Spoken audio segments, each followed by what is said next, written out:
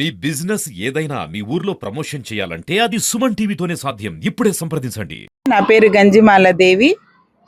మరి ఆంధ్రప్రదేశ్ రాష్ట్ర ఆహార కమిషన్ సభ్యురాలుగా నిన్న ఈరోజు ప్రకాశం జిల్లాలో పర్యటన చేయడం జరుగుతూ ఉంది.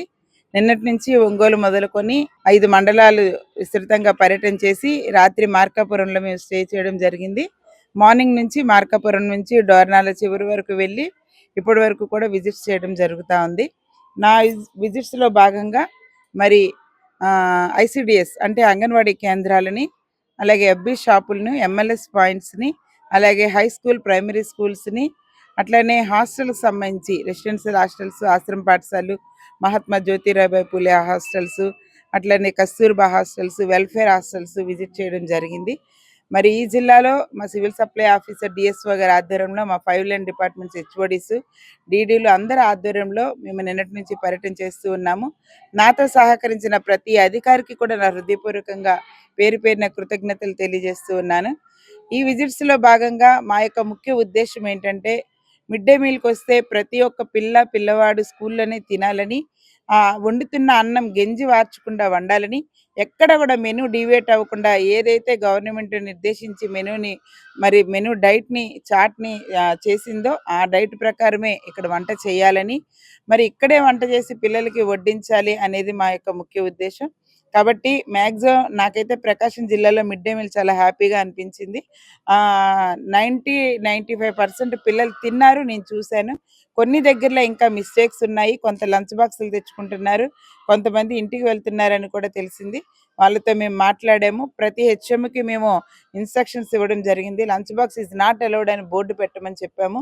పిల్లల్ని మోటివేట్ చేయమని చెప్పాము. వంట వాళ్ళను కూడా శుభ్రంగా వండించేలాగా మరి మానిటరింగ్ చేసుకోమని చెప్పాము. హెచ్ఎంలు కూడా మాతో బాగానే సహకరించారు. అట్లనే హాస్టల్స్లో మరి అలాగే రెసిడెన్షియల్ హాస్టల్, వెల్ఫేర్ హాస్టల్స్లో కూడా మనం ఇచ్చే ప్రొవిజన్స్ నాణ్యత ఎలా ఉంది, వాళ్ళు చక్కగా వాడుతున్నారా లేదా అనేది కూడా మేము చెక్ చేయడం జరిగింది. మరి పిల్లలకి ఇచ్చే క్వాంటిటీని, క్వాలిటీని మేము పరీక్షించడం జరిగింది.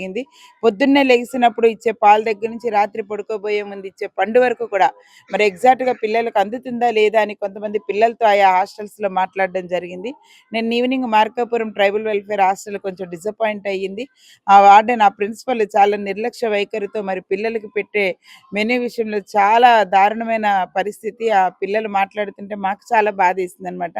ఆమె మీద యాక్షన్ తీసుకోమని డిడి గారికి చెప్పాము. మేము కూడా ఫుడ్ కమిషన్ నుంచి సుమోటోగా తీసుకుని ఆమె మీద యాక్షన్ తీసుకోవడానికి మేము అన్నీ రెడీ చేసుకుంటున్నాం.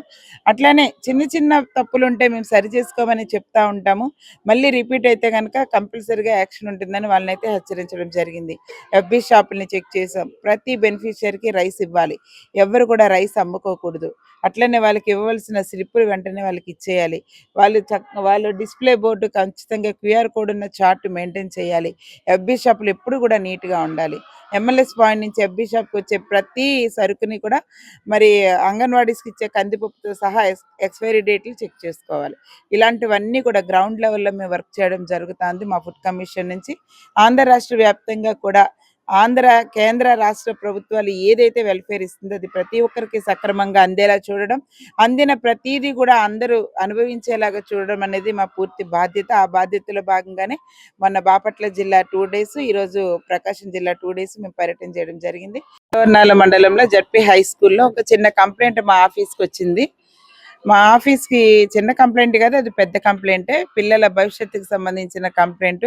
పిల్లలు ఇక్కడ గంజాయి అంటే పక్కన ఉన్న ట్రైబ్స్ వలన అలవాటు పడి వాళ్ళు వీళ్ళు కలిసి ఆ స్కూల్లో గంజాయి తీసుకుంటున్నారని, టీచర్స్ మాట వినట్లేదని, పేరెంట్స్ మాట వినట్లేదని, పేరెంట్స్ వచ్చి టీచర్స్ చెప్పినా టీచర్స్ కూడా సరిగ్గా రెస్పాండ్ అవ్వట్లేదని, అక్కడ ఎవరు బాధ్యత తీసుకోవట్లేదు, దయచేసి మా ఊళ్ళో ఉన్న పిల్లల్ని కాపాడండి అని చెప్పి మాకు కంప్లైంట్ రావడం జరిగింది. ఆ కంప్లైంట్ బేస్ చేసుకుని ఇందాక ఆ స్కూల్కి వెళ్ళాము. మేము పిల్లలతో మాట్లాడాము. సక్రమమైన పద్ధతిలో వాళ్ళు ఎలా పెరగాలి, తల్లిదండ్రులకి పేరు తెచ్చుకునేలా వాళ్ళు ఎలా మెలగాలో వాళ్ళతో మాట్లాడాం. అలాగే టీచర్స్కి, హెచ్ఎం గారికి, ఆ స్టాఫ్కి కూడా మేము ఇన్స్ట్రక్షన్స్ ఇవ్వడం జరిగింది. కంపల్సరీగా పిల్లల మీద అబ్జర్వేషన్ ఉండాలి. వాళ్ళు టాయిలెట్ బెల్కి బయటకు వెళ్ళినప్పుడు వాళ్ళని అబ్జర్వ్ చేసుకుంటూ చూసుకుంటూ పీటీ సార్లు వాళ్ళతోనే ఉండాలి. అట్లనే సీసీ కెమెరాలు కూడా ఏర్పాటు చేయమని ఎంఈఓ గారికి చెప్పాం. ఎంఈఓ గారి ఆధ్వర్యంలో ఆ స్కూల్‌లో కంపల్సరీగా సీసీ కెమెరాలు ఏర్పాటు చేయడం జరుగుతది.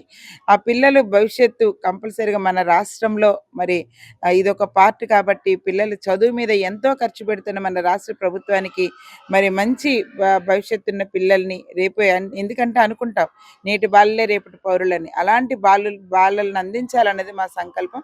కాబట్టి ఒక్క ఫుడ్ విషయంలోనే కాదు వాళ్ళకి మోరల్ వాల్యూస్ కూడా తెలియజేసేలాగా ఆ స్కూల్ స్టాఫ్ అంతా పనిచేయాలని చెప్పడం జరిగింది. ఖచ్చితంగా రిజల్ట్ అయితే చూస్తానని నమ్ముతున్నాను. పిల్లలందరూ కూడా మరలా మారి మంచిగా ఉండాలని, వాళ్ళకి ఈ యొక్క స్టాఫ్ అంతా కూడా స్కూల్ స్టాఫ్ అంతా బాధ్యత తీసుకొని పనిచేయాలని మనస్ఫూర్తిగా కోరుకుంటున్నాను. వాళ్ళకి అవే తెలియజేయడం జరిగింది. వాళ్ళు కూడా మా యొక్క ఇన్‌స్ట్రక్షన్స్‌ని స్వీకరించారు. ఖచ్చితంగా చేస్తామని చెప్పారు. పిల్లలు కూడా మాటిచ్చారు. చూద్దాం. Let be the